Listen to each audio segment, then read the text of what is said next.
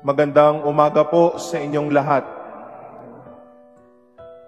We also praise and thank the Lord for gathering us this morning and this Sunday as we celebrate the 14th Sunday in Ordinary Time, as we continue to praise and thank the Lord for the many blessings of the past week, and also ask the Lord to accompany us this coming week. One of the many demands in our life is also to express our own fruitfulness, or sometimes to deliver something out of our own formation, out of our own knowledge and wisdom. Mga tinatawag po nating ambag. Binibigay natin ito sa tao.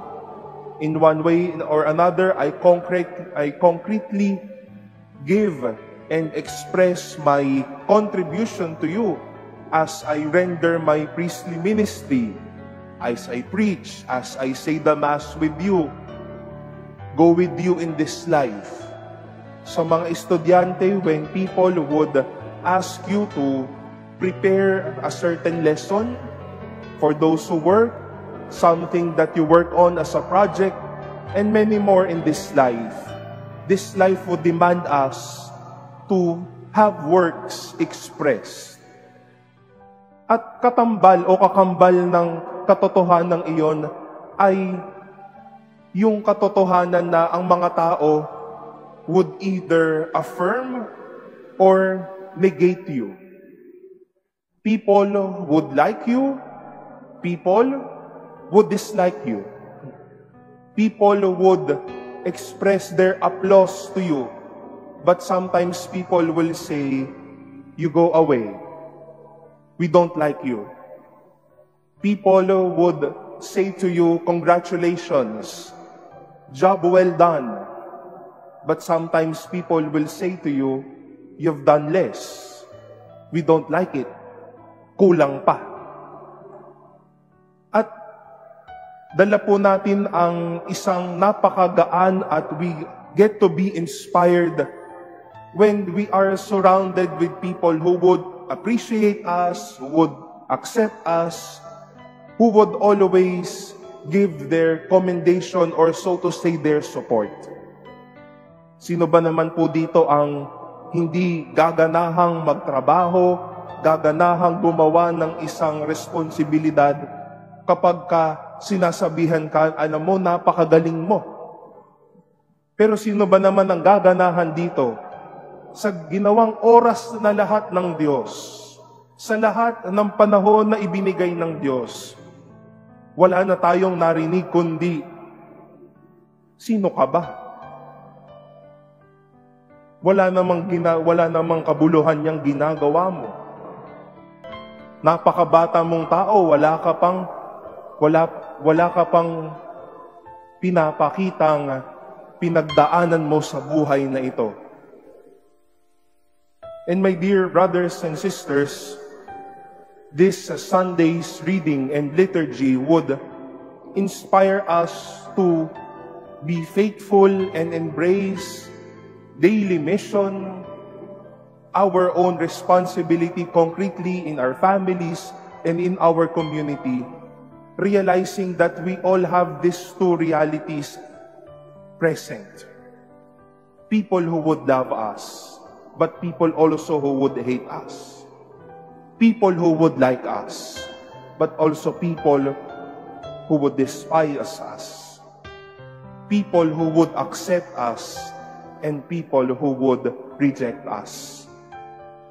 Pero kung paano na lamang kung nanawa na ang taong mag-affirm, to accept, to be grateful with people, paano na lamang tayo magpapatuloy kung ito na lamang ang mga naririnig lang natin?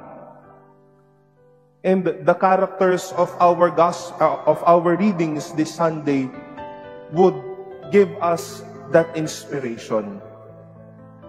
Ezekiel was sent by the Lord to a rebellious house, to the people of Israel. Mga taong matitigas ang puso. May mga tao ring marahil po na may mga magagandang karakter o puso para tanggapin ang isang isinugo ng Diyos. Hinarap ni Ezekiel ang mga taong ito, but one thing is for sure, he remained faithful to where God called him. Alam ni Ezekiel, Panginoon, isusugo mo ako sa mga taong matitigas ang puso.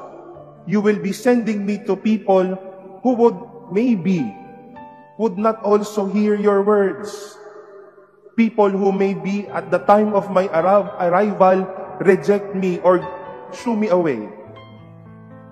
But what is for sure, Ezekiel did his part, realizing that even though we have these kinds of people, I have God by my side, blessing me and giving me strength.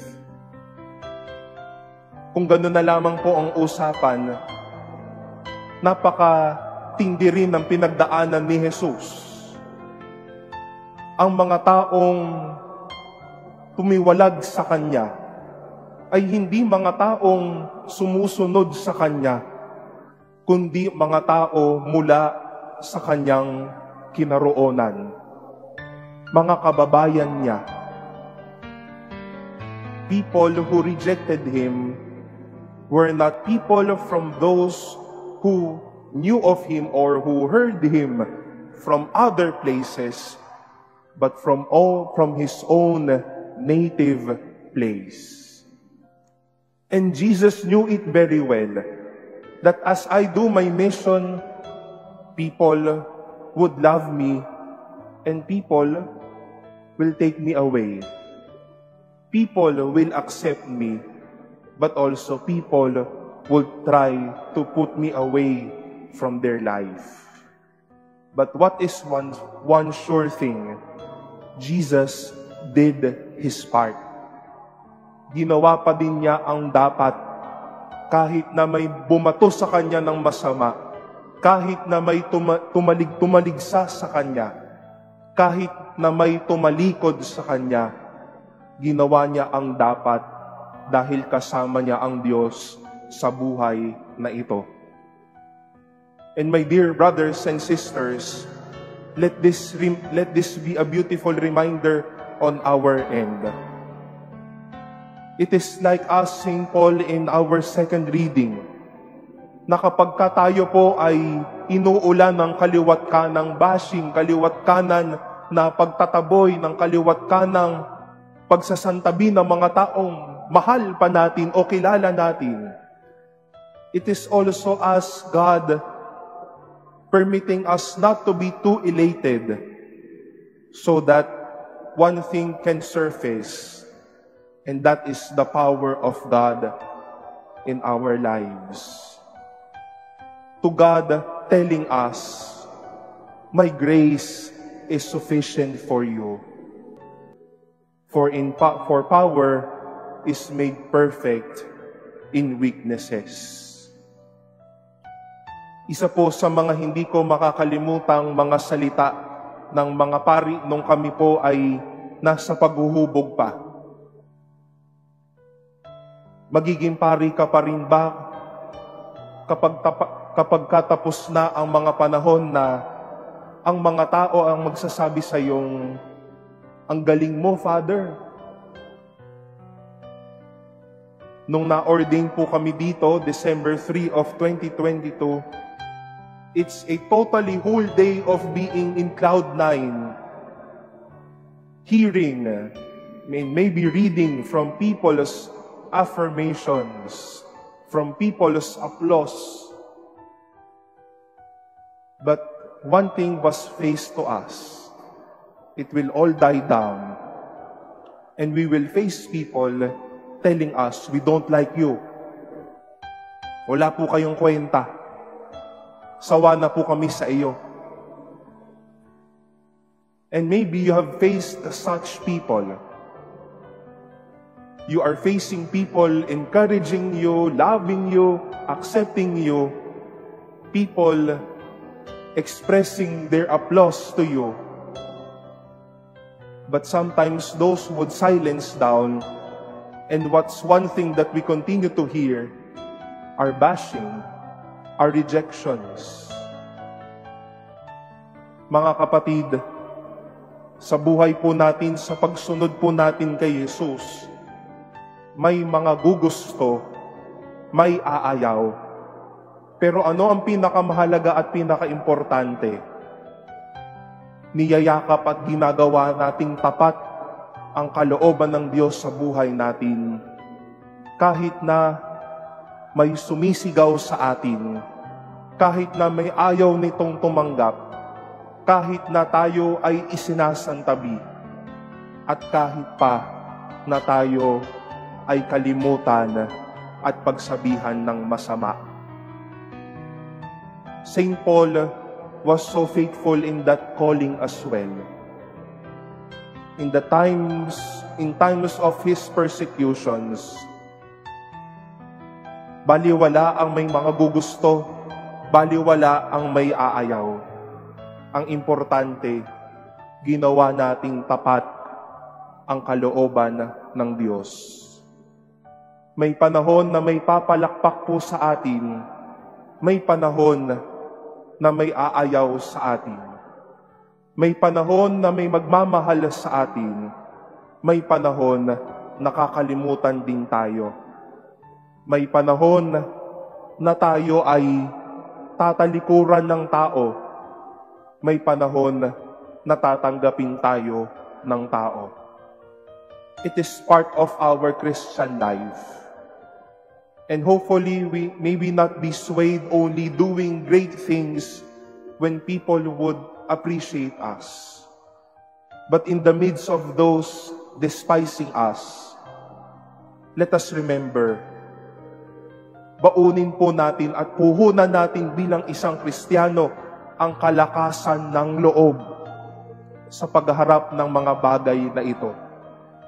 Puhunan natin ang lakas ng loob upang sa mga panahon na may aayaw at may gugusto, isa po ang totoo sa ating sarili.